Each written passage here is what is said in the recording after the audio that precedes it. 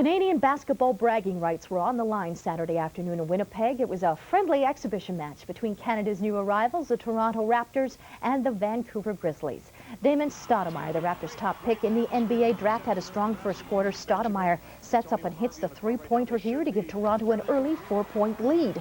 A little bit later on, Stoudemire feeds Jean Tabak as he lays off the glass and in. The Raptors led at 24-19 after the first quarter. Let's take you to the second quarter now. Blue Edwards, formerly of the Utah Jazz, leads the Grizzlies back. Edwards takes the pass from Byron Scott, lays it up and in as Vancouver closes the gap to 4. And the Grizzlies continue to take it to the Raptors. A reverse jam by Kenny Gattison. Then just before the half, Greg Anthony with the steal goes down court, gives the bounce pass to Edwards. Edwards with a big-time jam ties it up at 46. However, in the second half, the Raptors go on a 19-5 run. Alvin Robertson all alone scores the easy jam. And then later on, Chris Whitney with a feed to Ed Pickney. And he will go in and hammer down the two-hander as the Raptors go on to win it 98-77. But they got some bad news as power forward Tony Massenberg, that's him there, x-rayed the foot, found out he's got a broken bone in that right foot. He's going to be out 8 to 12 weeks. That's a tough loss for the Raptors. Our Brendan Connor was in Winnipeg for the day's news. This was an entire day of basketball business in Winnipeg. It began with the announcement in the morning of a new national stay-in-school program supported by the federal government, corporate Canada, and both of Canada's NBA teams. Then it was time to bring on the hoopla. There we go. Thank you. Enjoy the game. Programs, $2 right here. Programs.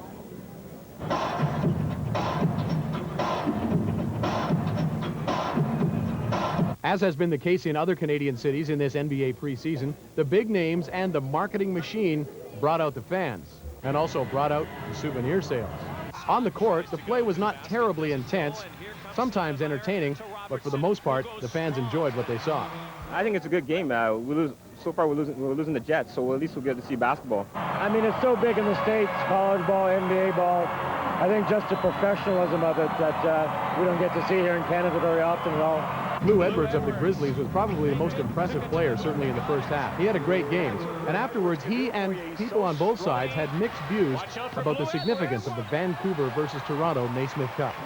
I thought it was going to be a very exciting game because it is the first game between two Canadian teams, and that tends to bring a lot of excitement to it. But the way I look at it, it's just another preseason game. It's another step in the learning process that we have to go through. We didn't really want to lose to them, you know, because if we'd have lost to them, everybody would have said they were a much better team than we are, and we just wanted to win this game.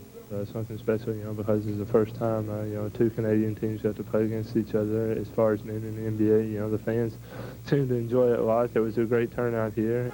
So the first ever Naismith Cup game between the Grizzlies and the Raptors is a hit in Winnipeg. Over 11,000 people out to see it.